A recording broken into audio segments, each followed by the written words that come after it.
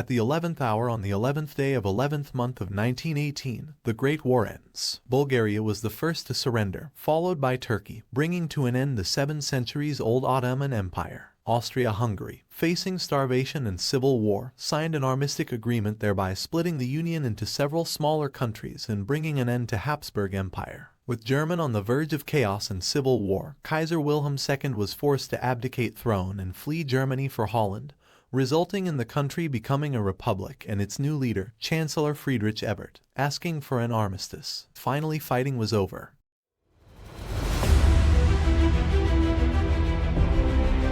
The armistice was agreed on the 11th of November 1918, but the formal peace treaty was not agreed until the following year. This peace treaty became known as the Treaty of Versailles. It was signed on the 28th of June 1919. According to this treaty, Germany had to accept complete responsibility for the war. Germany lost 13% of its land to Allies. This land made up 48% of Germany's iron production and a large proportion of its coal production, limiting its economic powers. The German army was limited to 100,000 soldiers, and the navy was limited to 15,000 sailors. As financial compensation for the war, the Allies also demanded large amounts of money as reparations, which had to be paid in gold marks. The Germans had no choice but to accept the treaty. Representatives of new parties in power, the SDP and the Central Party, Hermann Müller and Johannes Bell, signed the treaty on the 28th of June 1919.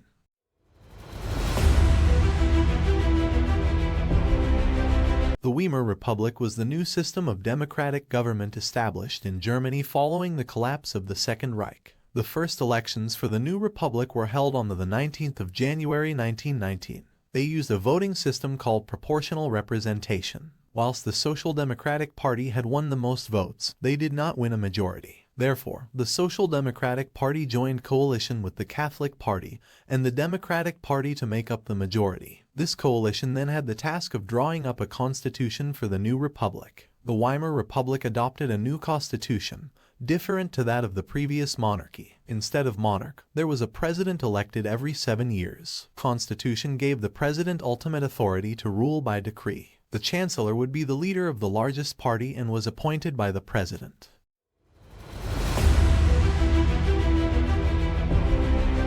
The new proportional representation system of voting in the Weimar Republic caused political instability. Whilst the new system intended to reduce political conflicts, it in fact resulted in many different parties gaining small amount of seats. No parties was ever elected with a majority. This meant that parties had to form a coalition to rule. In these coalitions, each party had different aims which often led to disagreements on policy. These disagreements made it extremely difficult to govern decisively.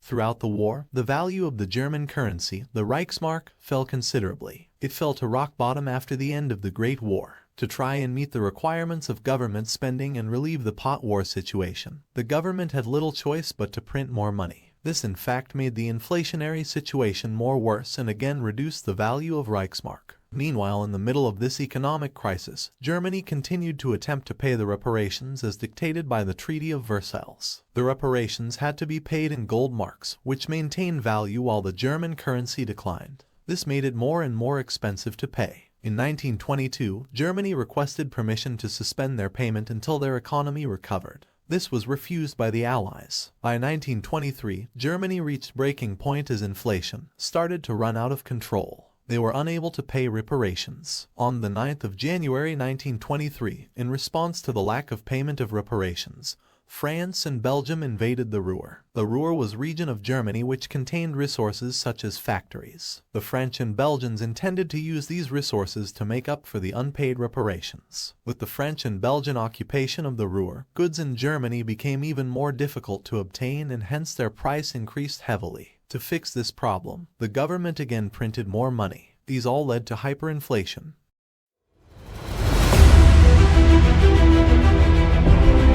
It was at this moment of crisis that Gustav Stresemann was elected as Chancellor in September 1923. To try and make the crisis gripping Germany, Stresemann followed a policy of fulfillment whereby he aimed to improve international relations by attempting to fulfill the terms of the Treaty of Versailles. These improved relationship would then in turn help him to secure a reasonable revision to the treaty. Stresemann also appointed H. Hjalmar Schacht, a banker, to tackle the issue of hyperinflation. In November 1923, Schacht introduced a new German currency, the Rentenmark, based on land values and foreign loans. In April 1924, Stresemann's policy of fulfillment paid off. An American economist named Charles Dawes was recruited to help to set a new, realistic target for Germany's reparation payments. This was called as the Dawes Plan. Under this plan, the reparations were reduced to 50 million marks a year for next 5 years, and then 125 million marks a year following that. The plan also recommended that the German National Bank was recognized and that Germany receive an international loans,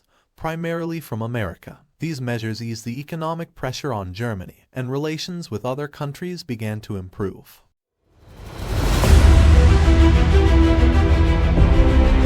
Germany had made significant steps on the road to recovery between 1924 to 29. Unfortunately, this would come to an end with the Wall Street crash of 1929. Following the optimism of the 1920s, people were taken keen to invest in stocks and shares, where they believed they would make a fortune. This burst of investment pushed companies' stock market higher than their real value. However, shortly after this, prices started to drop. This led to mass panic selling. By October 1929, the value of the market halved. As the world economics were linked through international business, the Wall Street crash resulted in an international depression. As the result of this international depression, and the need for money at home, the USA stopped providing loans to Germany. Germany was reliant on international loans and investment. As the USA removed this investment, Germany fell into another economic crisis. Unemployment rocketed, poverty soared, and Germans became desperate.